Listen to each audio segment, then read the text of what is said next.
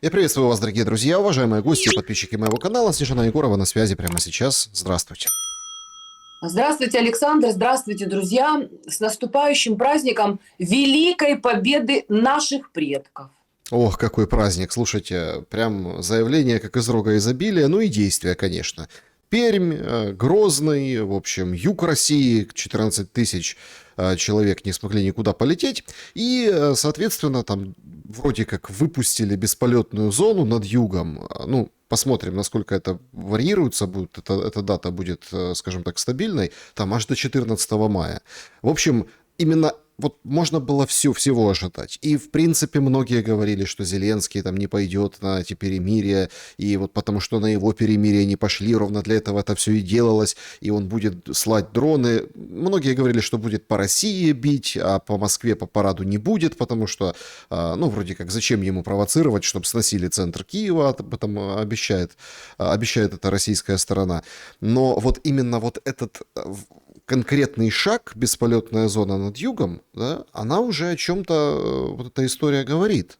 И говорит о том, что эскалация будет и вот сегодня, да, эскалация, и 9, и 10, и 11, и мы на пороге, ну, каких-то вот очень и очень больших событий. Как вы относитесь к этому и к чему все идет? Потому что, давайте так, люди, которые грамотные, с сухим подходом, таким аналитическим, они вообще сейчас не выигрывают. Правит бал не аналитика, правит бал не грамотность, не ну, какие-то такие очень понятные вещи, объективные.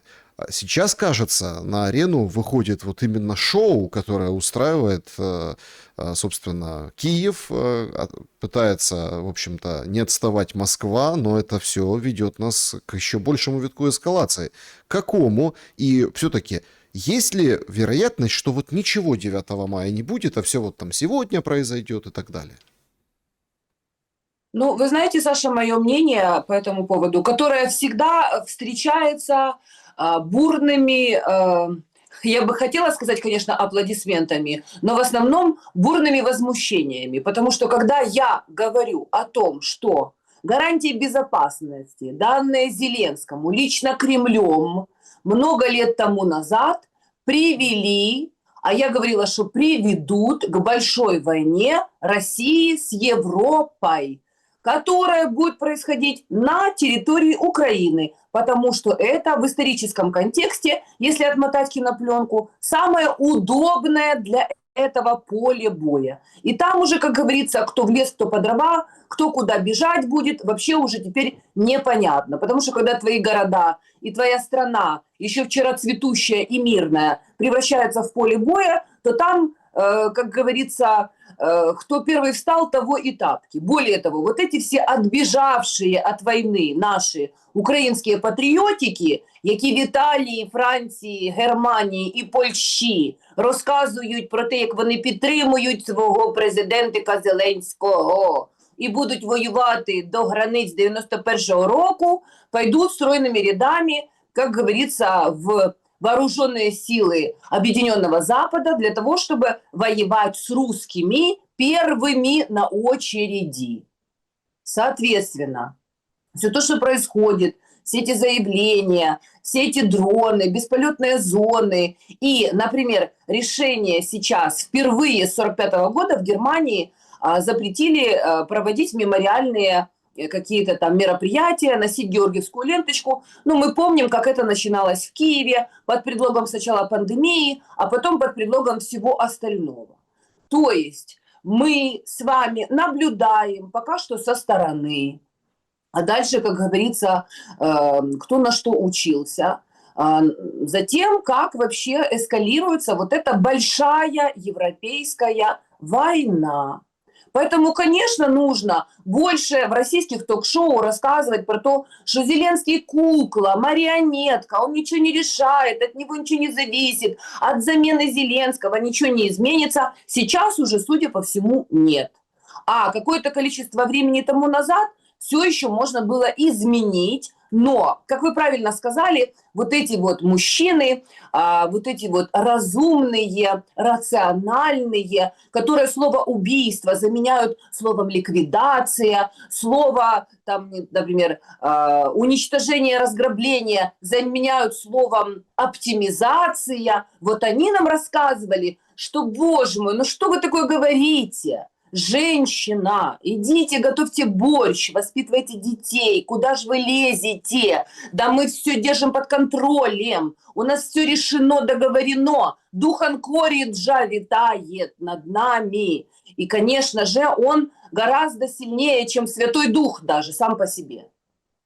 Ну, то есть вы же понимаете, Саша, что все то, что сейчас творится и нагнетается в информационном пространстве, а еще и подтверждается реальными действиями, это все провокация, эскалация. Провокация, эскалация. И так как русские не отвечают, делают вид, что нас это не касается, не коснется, да у нас ядерная дубина, да мы супердержава, да мы несем повышенную ответственность за мир во всем мире, то, в принципе, это будет продолжаться дальше, дальше, больше, больше, потому что намерения западной коалиции очевидны.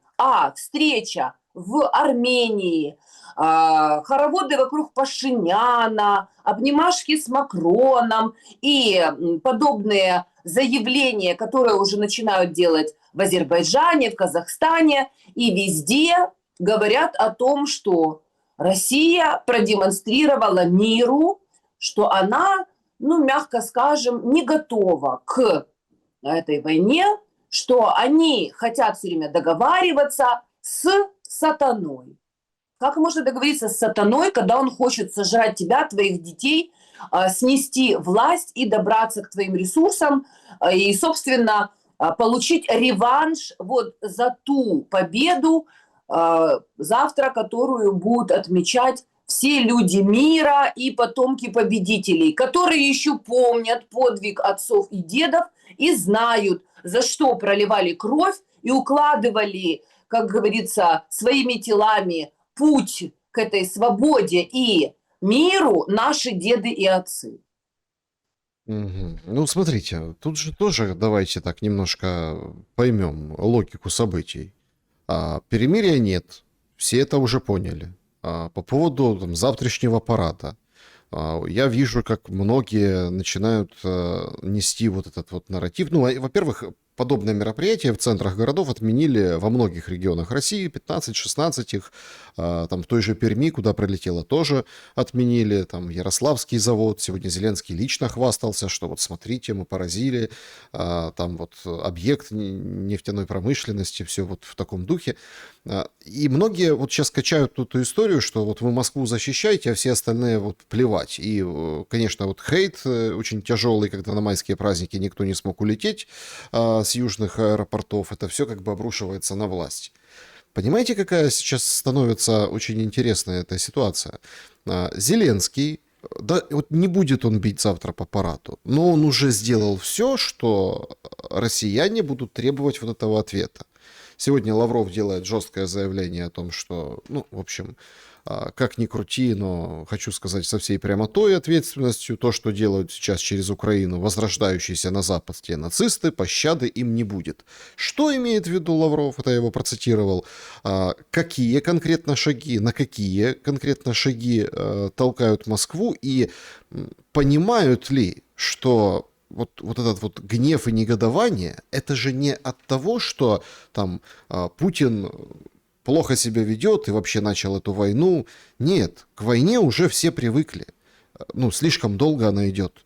Привыкли, что это состояние войны в Украине, там, в России, в приграничье, хотя там говорят, что вот Москва живет, все живут, все хорошо, но все понимают, они уже приняли эту часть, там, даже личной биографии очень многих людей из России и из Украины. Тут же негодование растет, потому что нет вот таких ударов каких-то очень и очень колоссальных по Украине. Получается, что хоть будет стрелять Зеленский по параду, хоть не будет, ну, удар этот все равно неотвратим по Украине. Какой он должен быть, чтобы это все остановить, раз он неизбежен? А почему должен быть неотвратимый удар именно по Украине? Саша, вы можете мне ответить? Почему не по Зеленскому? Вот вопрос большой у меня, он постоянно возникает. Почему Зеленский, которого полностью спонсируют, оплачивают, заказали, охраняют, летает, живет, его семья, его родственники на Западе, во Франции, в Лондоне, еще где-то там, на Кипре и на каких-то там островах в океане, а удар должен произойти по Киеву, предположим. Все прекрасно знают, что Зеленский и его вот эта машина принуждения, этот концлагерь, который, в принципе, благодаря своим же гарантиям безопасности, данным Кремлем Зеленскому, они помогли создать на территории Украинской Советской Социалистической Республики с помощью маргинального меньшинства, которое держит в заложниках, по сути, все остальное население страны, которое по каким-то причинам не может покинуть страну, потому что там 30 миллионов не могут одномоментно взять и выехать за пределы страны. Вот мне просто интересно, почему должно быть, значит, вот эти удары по Киеву? Почему Кремль, который рассказывает, что он воюет не с украинским народом, не с Украиной, а воюет с коллективным Западом, все никак не может понять, что центры принятия решений находятся в другом месте, не в Киеве. Почему, например, не происходит удар по Жешуву, где собирается техника и потом беспрепятственно она попадает на территорию Украины? Почему не происходят удары по каким-то там заводам, где Миндичи, Фламиндичи свои ракеты где-нибудь на территории, я не знаю чего, Германии или Ирландии, или Голландии, я не знаю где, Норвегии, где вообще все эти, как говорится, дроны, ракеты собираются. Причем тут Киев? Вот мне просто интересно. И украинские мирные граждане, которые уже живут в концлагере, то есть полицаи их гоняют, насильственным образом ловят и отправляют на убой. А в Кремле рассказывают по-прежнему, что будут удары по центру принятия решения где-то в Киеве. Причем здесь вообще Киев? Но если вы воюете и всем рассказываете по всему миру, что вы воюете с коллективным Западом, то почему в таком случае вы договариваетесь с Трампом о том, чтобы строить тоннель под Беринговым проливом? Так, чтобы Запад беспрепятственно, как говорится, зашел войсками как-нибудь ночью на территории вашего государства? Ну, просто, вот уже просто интересно, понимаете, Саша? То есть, когда нас обвиняют, предположим, украинцев, всем, им не важно уже, кто на самом деле что говорит, что говорю я, что говорите вы, что говорят вообще какие-то там вот эти ряженые, которые сидят в студиях у Янины Соколовой. Иногда я вот просто смотрю в комментариях, украинцы уже все одной краской намазаны, все мы фашисты, все мы нацисты, все мы все забыли и ничего не помним. То есть сколько ты не говоришь, что мы против, мы отказывались, мы противостояли, мы со своей властью особо не церемонились, мы критиковали, мы получили санкции, но при этом все равно мы не имеем права как-то там критиковать святой прекрасный Кремль, который 5 лет ведет войну, ни войны, ни мира, который, в принципе, весь его экономический блок дает возможность олигархам российским выводить более 1 миллиона долларов в месяц за пределы страны, то есть, грубо говоря, обустраивать бегство капитала, который по-прежнему торгует энергоресурсами и при этом рассказывает и своему населению про то, как наши деды и отцы выиграли, так и наши деды и отцы выиграли, так и наши деды и отцы с именем Сталина эту войну выигрывали. Нет, ну Так и подождите, наши стойте, деды подождите. и отцы Наших погибали. дедов и отцов, их мемориальные таблички позбивали, звезды, скажем так, выбросили в мусорный ящик, могилы выкопали, отправили, там, и, в общем-то, и все как бы это все стерли. И когда Зеленский, вот тоже, да, посмеиваются многие над листовками, над шосткой, над суммами, а там же там вот листовка, и вот мы были в одном окопе когда-то, а сейчас там мы по-разному, вот посмотрите QR-код, а там настоящий Зеленский, это его типа дед, который воевал, да, и получается, что вот предал память деда, и мы как бы немножко нам напоминают, кто мы, откуда, но это уже все вычеркнуто и вымарано. У нас теперь как бы воины УПА, там Шухевичи, Бандеры, вот это вот все, понимаете, в части. Получается, что отказавшись от этого, да, мы, ну, как бы рассказываем, ну, мы, Зеленский, рассказывает о том, что надо дроны, чтобы поучаствовали в параде, там, и так далее. Кто-то предлагает, а давайте там, пускай пролетит и чего-то тоже выбросит, или какого-нибудь дерьма там, или какого-нибудь там, я не знаю, какой-нибудь листовки. Ну, вы говорите, наши деды. Ну, получается, что, простите, вот вы даете претензии к россиянам, но претензии-то должны быть прежде всего и к нам, к украинцам, потому что Зеленскому, вот среди окружения, среди всех не нашлось человека, плюс-минус, который сказал бы, не-не-не, давайте там пошумим, но вот давайте не будем там стрелять, и условно пускай 9 мая останется 9 мая, как операция «Паутина». Она прошла после 9 мая. Вот давайте вот после 9 мая уже дальше воевать. Не нашлось же таких людей? Ну, по крайней мере, сейчас их не видно, сейчас голоса только на эскалацию. А какие вокруг него могут быть люди, если он живет в окружении Карлика, Камилы, королевской семейки и всех остальных, кто водит вокруг него хороводы? Все окружение, которое в Украине, это его подельники по разграблению военных бюджетов и тому, чтобы кошмарить и прессовать местное население. Во-вторых, какие, например, вот лично ко мне могут быть претензии хоть у украинцев, хоть у россиян? Нет, они находят, в принципе, и одни, и вторые.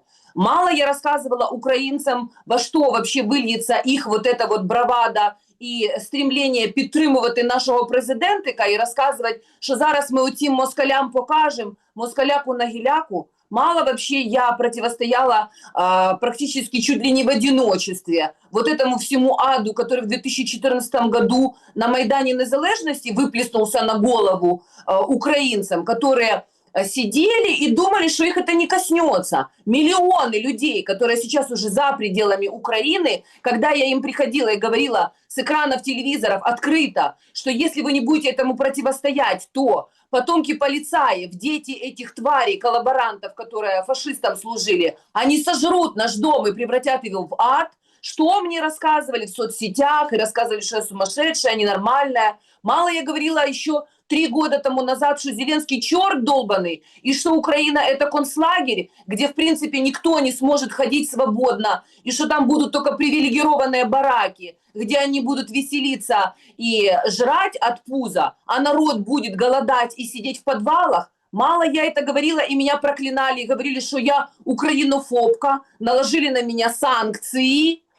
Потом, когда я сказала, что то, что президент еврей, рано или поздно отразится на всех вообще представителях его национальной, как говорится, группы, и предупреждала, что остановите своего невменяемого, потому что вы все будете отгребать. Что рассказывал Пенис Ильич Гордон, что Егорова вата конченая, и что в Украине нет нацизма, потому что Зеленский еврей, а теперь приходят раввины какие-то, даже не украинские, и под их воздействием Зеленский принимает закон по поводу борьбы против антисемитизма и 8 лет срока тем, кто что-то скажет по поводу его преступлений и преступлений Миндича. Но теперь еще и россияне. Имеется в виду, когда я говорю, что люди, посмотрите, вот все то, что Запад проделал с Украиной, разделил народ на группы, на фракции, столкнул лбами красивых с умными, богатых с тупыми и бедными. То же самое они сделают с вами,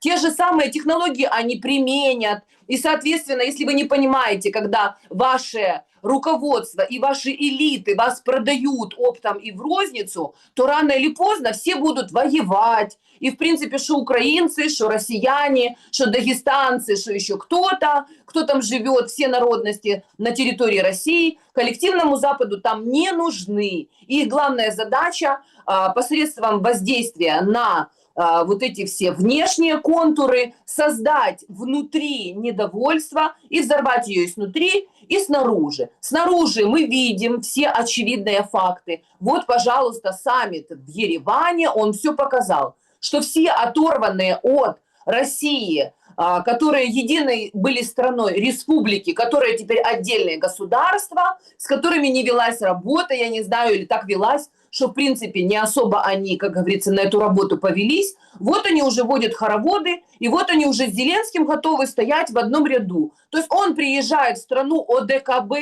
и оттуда отсель грозить мы будем миру, и ничего вообще Кремль никак не реагирует. И только Мария Захарова, Лавров, там Песков вот так вот ручкой машет и рассказывает ту-ту-ту, ну-ну-ну, мы как постреляем сейчас Подождите, по центру Киева. о какой реакции? Ну, давайте так, то есть, о какой реакции вы ждете на заявление из Еревана? Ну, высказались там неприемлемо, послу там что-то сказали, как обычно. Ну, как бы, а что тут сделаешь, понимаете? То есть, то, что там база, надо было как бы поехать украсть Зеленского на базу и что? Ну, то есть, понимаете, тут тоже какой-то такой очень, скажем так, разговор. Вот Кремль ничего, а что ему надо было делать? Вот пригрозили ударом по Саша, центру Киева. Саша, Опять-таки, если удар, если вот, ну, это же зачем делается? Чтобы у украинцев из центра Киева тоже возникли вопросы. Мол, а ты не мог вот этого 9 мая или по параду не стрелять, или стрелять куда-то в другое место, или вообще, что, вот, допустим, снесут центр Киева. Или его не снесут, или ничего не будет, понимаете? То есть я не могу понять вот этой конечной миссии вот этого накала страстей. конечная миссия этого накала страстей, еще раз повторяю, это большая война с всеобщей мобилизацией России с коллективным Западом на территории Украины. Поэтому как коллективный Запад должен быть, как говорится, начеку и готовиться к этим событиям, как Россия должна быть начеку и готовиться к этим событиям. Ну, а Украина уже, я думаю, готова. Просто они думают, что это будет продолжаться вот в таком же вялотекущем режиме. Там куда-то прилетело, здесь кого-то там убили, похоронили. Ну, ничего, мы как-то там выживаем. Но вопрос в другом. Если начнется серьезная заруба, вот такая, которая была в 20 веке, а к ней, судя по всему, и готовятся, то Украина будет просто выжженной пустыней. Но, как вы понимаете, Саша, французы, итальянцы, англичане и даже немцы, они планируют вступить в эту зарубу в самую последнюю очередь. А сначала будут Кавказ, Украину, потом Польшу, возможно, зажигать. Ну, то есть, грубо говоря, кто поближе, тот сгорит первым. Ну и, естественно, я думаю, что вот эти все прифронтовые регионы, Курск, Брянск, там, я не знаю, Белгород, они уже прекрасно понимают, что их ждет и что может дальше продолжаться. Просто вы понимаете, все эти годы, пока на Украине была вот эта вся эта история, и уже там люди в полной мере на собственной шкуре почувствовали, что такое эта война. В России по-прежнему рассказывали, да у нас нет войны, мы ее не чувствуем, мы за штыками своей армии, наша армия нас бережет, мы верим нашему главнокомандующему, потому что мы потомки победителей. Ну вот пришел 2026 год, и, судя по всему, наступает время, когда это все перейдет в следующую фазу. А вы говорите, а что должен был сделать Кремль? А вот теперь, когда Путин, например, заявляет о том, что да, действительно, надо было в 2014 году все это заканчивать. Не надо было останавливать русскую весну. Надо было зайти и решить этот вопрос с Украиной. Может быть, на сегодняшний день была совсем другая ситуация. А вот сегодня уже 26-й год. Дальше, например, будет заявление, да, действительно, надо было в 22 году по-другому действовать. Не на парад собираться и политическую, вернее, полицейскую там акцию совершать военную, а надо было конкретно заходить и решать вопрос, пока не решится вопрос относительно руководства Украины этого нацистского. Может быть, не надо было давать гарантии безопасности Зеленскому и соблюдать их на протяжении всех этих лет. Вот, поэтому, когда демонстрируешь постоянно добрую волю, и еще раз добрую волю, здесь мы отошли, тут мы отступили, тут мы подписали документики, поверили нашим партнерам, здесь мы не хотим воевать, ребята, давайте жить дружно. Но давайте вспомним мультфильм про кота Леопольда, где чем больше он хотел жить дружно, тем больше мыши, как говорится, устраивали ему веселую жизнь. Вот по сути это то же самое. Немного Зеленский непонятно. куражится, понимаете, Саша, он уже от своей безнаказанности, у него уже полный беспредел, понимаете, и, соответственно, глядя на него, все эти Пашиняны, там, я не знаю кто, Макроны, Мерцы и прочие товарищи, господа, они же кайфуют, понимаете, у них саммиты, они пьют шампанское, они друг другу медали раздают, они Россию раком ставят и, как говорится, хотят ей воткнуть древко от фашистского флага. Те, которые наши деды-победители жгли на Красной площади во время парада Победы. Ну, смотрите, опять-таки, это все, конечно, очень, скажем так, эмоционально имеет какую-то долю истины, но давайте тоже. Вот вы говорите, большая война. А чем сейчас в Украине небольшая война? О, нет, Саша, это еще цветочки. Поверьте мне, я уверена 100%, что количество оружия, которое уже за это время было произведено на заводах в России, это мы даже себе представить не можем, что такое большая война, и если на Украину полетит. Просто опять же, я еще раз говорю, полетит на мирных людей, простых, которые не могут этому противостоять, которые и так воевать не хотят, которые не поддерживают эту войну в любом случае. Только им слова никто не дает. У них никто не спрашивает, что они думают. Им не дают возможность выборы провести. А даже если и проведут выборы, то, соответственно, это не будет честное голосование. То есть это все будет под дулом пистолета. Соответственно, пострадают вот эти женщины, старики, дети, простые люди, голосом которых я еще, надеюсь, являюсь. Потому что никто, кроме меня, не может высказать их мнение по этому поводу. Они приходят только ко мне в комментарии и пишут, что да, Снежана, да, мы так думаем, мы. А что мы можем сделать, если мы уже в концлагере? А сука это, черт этот конченый, он сядет в самолетик или уже где-нибудь находится в безопасном месте и будет наблюдать это все на экране телевизора, как шоу, как такое веселое, как говорится, развлечение. Вот, смотрите, ребята, что я натворил в мире. Да никто же меня не забудет. Вон, этот Саакашвили уже вышел, этот наркоман, как говорится, в общественный простор и заявил, что, типа, все политики завидуют Зеленскому, потому что он войдет в историю, а вы как бы нет. Вот он такой отважный, сильный, мощный, бросил вообще вот этот вызов Кремлю. Саша, это еще цветочки. Я не желаю никому увидеть, что может быть.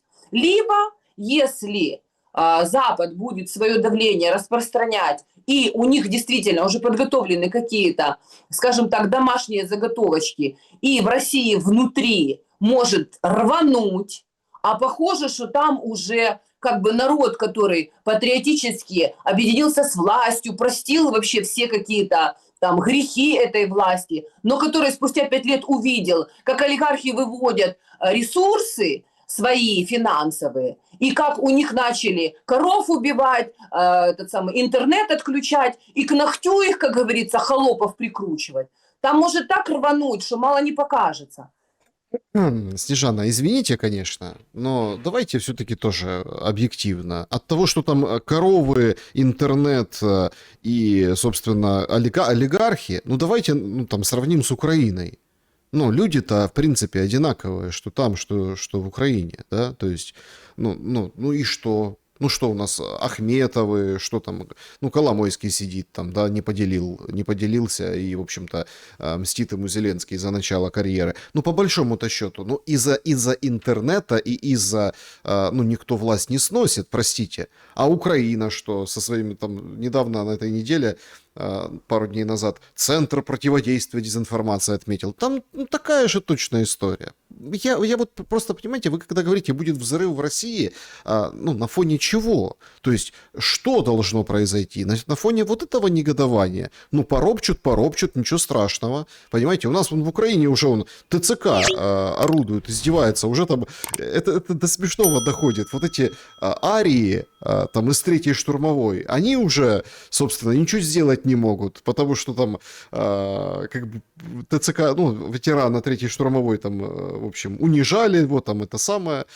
скажем так, пытались, ну, выяснить, кто он, чего он выяснили, он привел своих побратимов из третьей штурмовой, ТЦК ему кукиш показали и все, и написали, что это вообще вы там взятку вымогали, пошли вон отсюда. То есть уже ничего не меняется. Вот почему все так думают, что Россия там, хорошо, взрывается Россия, меняется власть, уходит Путин, свергают Путина, а кто приходит? Тот, кто репарации будет Украине платить?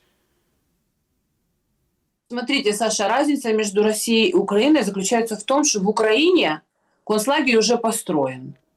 И народ не понял, когда его начали возводить эти стены. То есть мягенько стелили, кормили, как говорится, и вели на убой. А когда народ уже привели туда, куда он пришел, уже, как говорится, было поздно. Некому было противостоять этому событию. В России он еще только строится. И люди там глубоко убеждены, что, значит, они потомки победителей, и их власть об этом хорошо помнит, и что они находятся в священной, как говорится, войне экзистенциальной за свое собственное существование. Вот если в России поймут, что немножко не так обстоят дела, то нужно учитывать, что это не славянское белое православное в анамнезе населения. Там есть большое количество людей разных национальностей. Снежана, ну, смотрите, ну как бы давайте тогда спрогнозируем развитие событий после 9 мая и, соответственно, ну, скажем так, к чему все идет стратегически. Вы говорите, большая война с Европой, но Европа-то, видите как, они не шибко хотят-то и воевать. Ну вот упали украинские дроны, да, ну как, какая реакция? Никакой. Люди негодуют, им позатыкали рты, все вроде как повесили какой-то купол, да, такое молчание над этим всем. Ну вот, ну такие потери. Воздушное же пространство открыли, всякое бывает.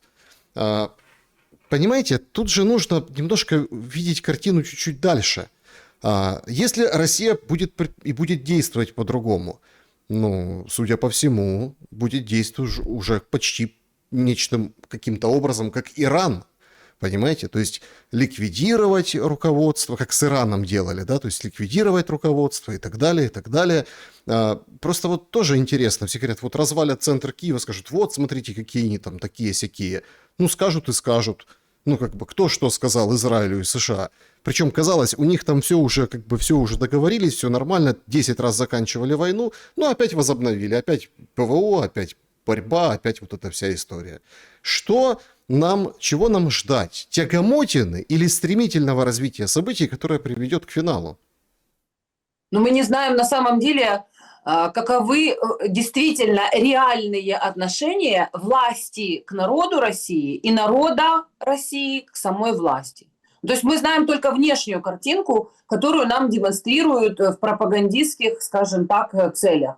Ну, то есть, что народ и власть едины, что мы потомки победителей, что это победа священная, и мы будем бороться как бы за свою землю и за право на существование, как наши деды и отцы воевали. То есть, грубо говоря, я думаю, что народ России, он уже давным-давно за то, чтобы Россия действовала в этой войне, как Иран действовал по отношению к Соединенным Штатам Америки и по отношению к Израилю, которые на них нападают. Соответственно, Иран действует, ну, скажем так, не симметрично, а асимметрично, и начинает бить по тылам Соединенных Штатов Америки, по Саудовской Аравии, по Объединенным Арабским Эмиратам, там, где находятся базы Соединенных Штатов Америки, не давая тылу, как говорится, подбрасывать дровишки и оружие. Я думаю, что у российского народа вот такое было представление о том, как Россия в собственных интересах должна действовать для того, чтобы максимально быстро свернуть эту войну, навести порядок, соответственно, обезглавить руководство украинское, а не давать гарантии безопасности Зеленскому, чтобы он куражился и летал по миру и, как говорится, плел эти сети под чутким руководством МИ-6 и вовлекал в эту войну все больше и больше заинтересантов, которым они обещают ковришки, как говорится, земли, ресурсы, я не знаю что, там какие-то месторождения и прочее, и холопов, и рабов, которые беспрепятственно пересекают границу, и все больше и больше украинцев уже работают на западную экономику. Но, к сожалению, как мы видим сейчас, и многие люди в России патриотического толка начинают это тоже озвучивать, что, подождите, ребята, так мы воюем, наши пацаны, там типа с вот этими всеми лозунгами, что как мы как наши деды и отцы, а вы в это время ведете переговоры, торгуете, вывозите бабки, снимаете ограничения на вывоз капитала. И вообще на самом деле складывается впечатление, что вы расчищаете территорию Украины для того, чтобы израильское государство сюда переселить нам под бок. Понимаете, Саша? То есть вопрос только в другом. А какие цели на самом деле стоят перед вот этой российской властью? Если они постоянно демонстрируют свое, как бы, вот это вот желание договариваться, еще раз договариваться. То есть, с одной стороны, они говорят, это наш экзистенциальный враг, и мы покажем, как наши деды, а с другой стороны, давайте, товарищи, договариваться, потому что воевать мы не хотим, мы мирные люди, но наш бронепоезд стоит на запасном пути. То есть мы узнаем через время, как вообще будут развиваться события. Есть два пути. Или Кремль все-таки вспомнит, что мы потомки победителей, и забудет о том, что мы сейчас все в этом мире живем в капиталистическом мире, социализм проиграл, и мы не возвращаемся к солидарному обществу, когда правительство и вожди, они действуют в интересах народа, автохтонного народа, который живет на этих территориях. Он многонациональный или единой национальности, это не имеет значения, потому что Советский Союз был многонациональным. И Сталин был отцом народов, не одного какого-то грузинского народа или русского народа, а вообще народов. И поэтому в объединении вот эти народы, казахи, узбеки, украинцы, армяне, грузины, русские и даже евреи, они отстаивали свое право жить на этой земле и распоряжаться ее ресурсами. А Сталин вообще-то говорил, что торговля ресурсами – это торговля родиной. Но сегодня Кремль, как говорится, или точнее какие-то там его башни, в особенности экономическая башня, она торгует родиной легко и непринужденно в то время, когда воюют люди и им рассказывают про то, что они должны повторить подвиг дедов и отцов. То есть там существует когнитивный диссонанс, определенная дихотомия, борьба вот этих вот башен за власть и доступ к ресурсам. Мы же не будем делать вид, что это так не происходит. Потому что мы прекрасно знаем, сколько есть ходорковских всяких и прочих разных, которые с Чубайсами и остальными еще вчера были во власти, а сегодня они находятся за пределами России, но с удовольствием сделают все для того, чтобы она сейчас рухнула, как говорится, всем на голову, и чтобы западные партнеры пришли и беспрепятственно добрались до ресурсов. Зачем им нужна какая-то сильная власть в России, если им нужно, чтобы это были просто разбитые на фрагменты регионы, где французы, итальянцы, немцы и прочие будут получать свои дивиденды, а народ будет настолько разрознен и находиться вот в этом состоянии ненависти и убивать друг друга, чтобы хозяева, белые господа, могли брать это за бесценок. собственно, что делает Америка и Англия на протяжении всей истории существования своего, на протяжении всей планеты. Единственное, кто им противостоял в 20 веке, это был Советский Союз, охваченный единой идеей справедливого общества. Общество, которое построили советские люди, о котором говорил там Иисус Христос, на основе православия. Потому что в анамнезе все советские люди, воевавшие во Второй мировой войне, были либо православными, либо мусульманами правоверными, подождите, которые стремились к справедливости, Саша, к Подождите, справедливости. когда приходил Советский Союз, церкви тоже рушили, понимаете? То есть Но это отдельная тема. Послушайте, да, их рушили, но рушили их большевики, Троцкий, Ленин и прочие Каменевы и Зиновьевы, которые в своем анамнезе вообще-то исповедовали совершенно другую религиозную культуру. И их раввины, которые их воспитывали в черте оседлости, они им рассказывали, что да, ты православие-то можешь принять, но помни, сынок, какого ты роду. И когда они пришли для того, чтобы завоевать Кремль, собственно, они и отлично воевали с православием, потому что они богоборцы. Богоборец – это название государства, которое называется Израиль. Если вы не знаете, или кто-то из наших, скажем так, слушателей не знает. Это прямо так и переводится. Богоборец. Поэтому они воевали с православием, закрывали церкви, сносили маковки, как говорится, кресты и превращали церкви в конюшни. А когда Сталин пришел, он первый в 1939 году вновь вернул со Соловков, со всех вот этих гулагов, вернул священников. И советский народ именно на основе православия выиграл эту войну, потому что Сталин к ним обратился и сказал: братья и сестры. Это когда обращается духовное лицо к своим единоверцам. И воевали как православные и правоверные мусульмане с вот этим вот сатанизмом, который шел с Запада. А сейчас все перепутали в доме Облонских. Сталина, как говорится, спрятали в дальний ящик, рассказывают про то, какой он ужасный диктатор, забывая о том, что он генералиссимус Победы. Еще раз напоминаю, что с именем Сталина люди отдавали свою жизнь, проливали кровь. И, как правильно сказал Андрей Девятов, такой есть, что праздновать победу без Сталина – это все равно, что праздновать Пасху без Христа.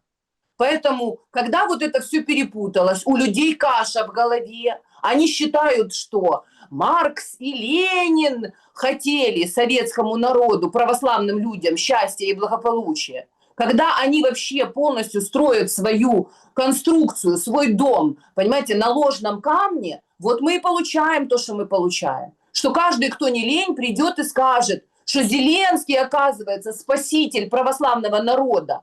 Еврей Зеленский, который вообще ни во что не верит, и который раввины ему рассказывают, какие законы принимать, и который рассказывал вот этим вот в Киево-Печерской лавре, что если я стану президентиком, я приму христианство, православие. И эти потом в сутанах стояли, как пионеры, на ступенечках и говорили: уважаемый президент Зеленський, ми ж за Україну православні, та не чіпайте ж нашу оцю лавру. И что в конечном итоге? Если бы они были истинно верующие, они должны были бы видеть, что они с сатаной имеют дело, что его отец дьявол, отец лжи, и что у него язык как помело, он все, что хочешь, тебе расскажет. А цель у него совершенно другая. Уничтожение православия, гнезда православия, уничтожение славянских людей, народов.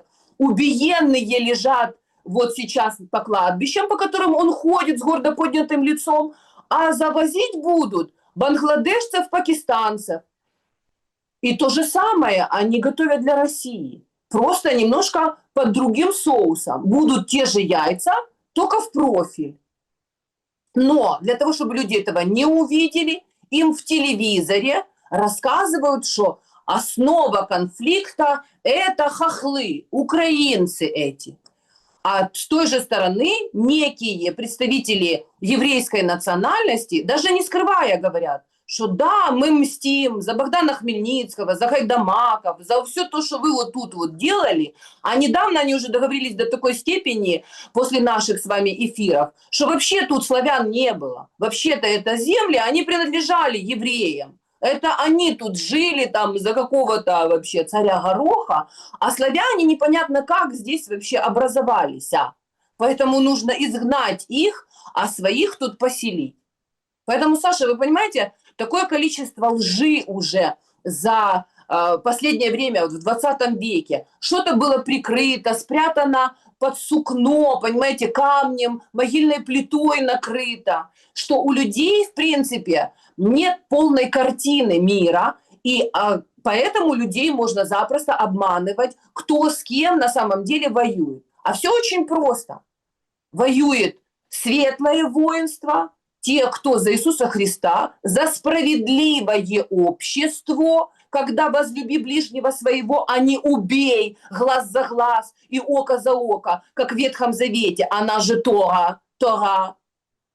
И когда говорится о том, что Бог есть любовь, а не ваш отец дьявол, отец лжи.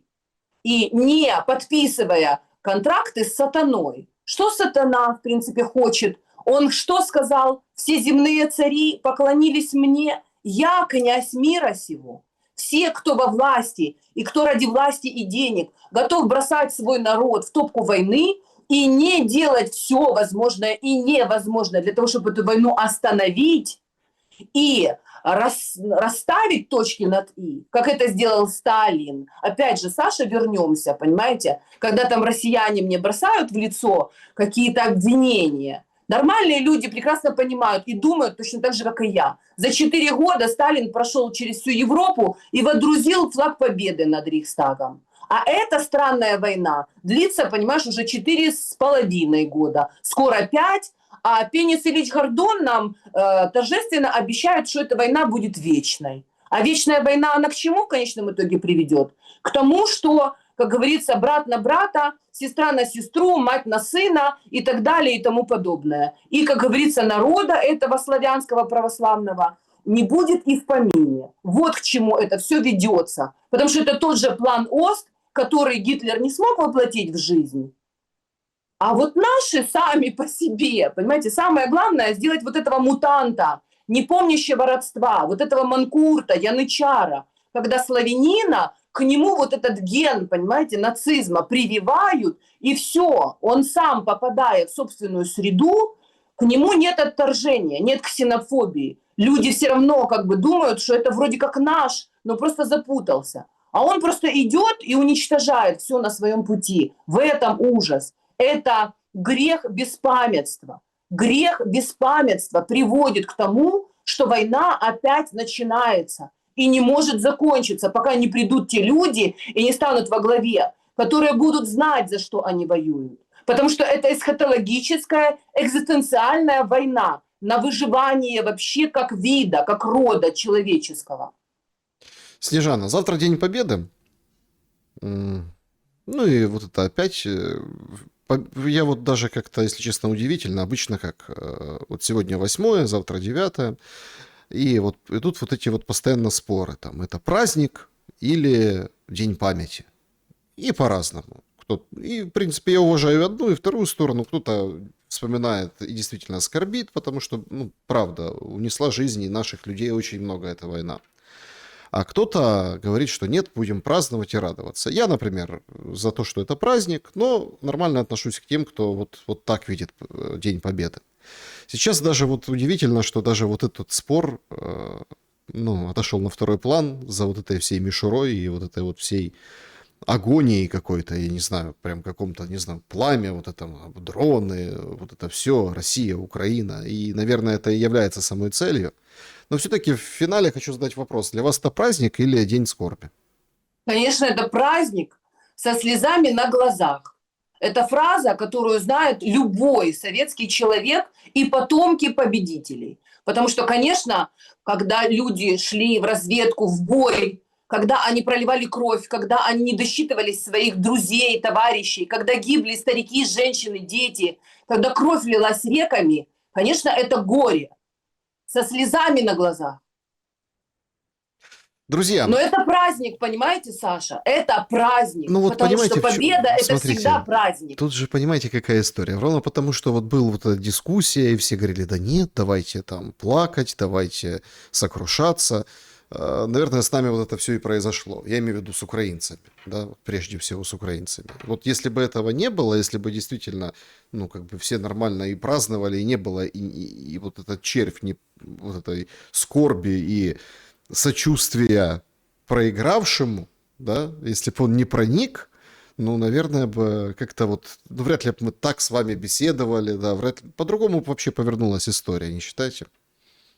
Вы знаете, Саша, я всегда говорю, что я за жизнь. Я ходила в роддом и рожала детей. Я давала детям, людям жизнь. А есть люди, которые любят работать на похоронах, в похоронной команде. И они организовывают, как говорится, вот эти кладбищенские завывания. У них совершенно другая работа. Понимаете, это две большие разницы.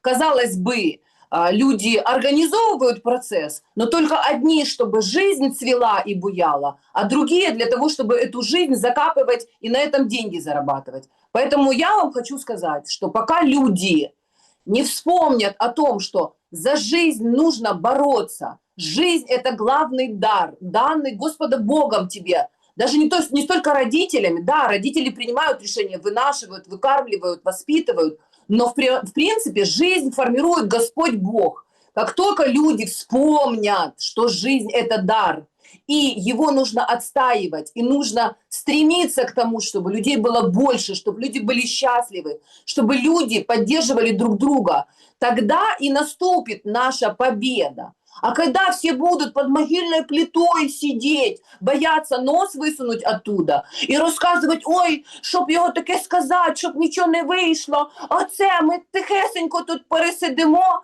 вот это и есть могильные черви. Украинцы, к сожалению, в особенности западные, которые вот это граби тягають, на коліна стоють, і оце своїх героїв, які не вмирають, пісні ці волають дурні. Вот они живут на этой могильной, как говорится, плите. А советские люди, русский дух, это дух победы и света. Света и победы добра над злом. Этого я желаю каждому человеку, который нас слушает. И я хочу, чтобы таких людей было как можно больше со всех сторон. И чтобы люди мира, как говорится, на минуту встаньте. На минуту встаньте. Это нужно не мертвым, это нужно живым. И хотите быть живыми, значит, будьте живыми. Не плывите, как мертвая рыба, по, как говорится, по течению. Потому что только мертвая рыба плывет пузом кверху по течению. А живая рыба плывет против течения, дышит и борется. И только такие побеждают в этой экзистенциальной войне. Снежана Егорова была моей собеседницей сегодня. Спасибо всем большое за то, что посмотрели этот выпуск. Напишите, что думаете в комментариях, с чем согласны, с чем нет. И вне зависимости от того, согласны, не согласны, всех с праздником. Увидимся. Днем Победы!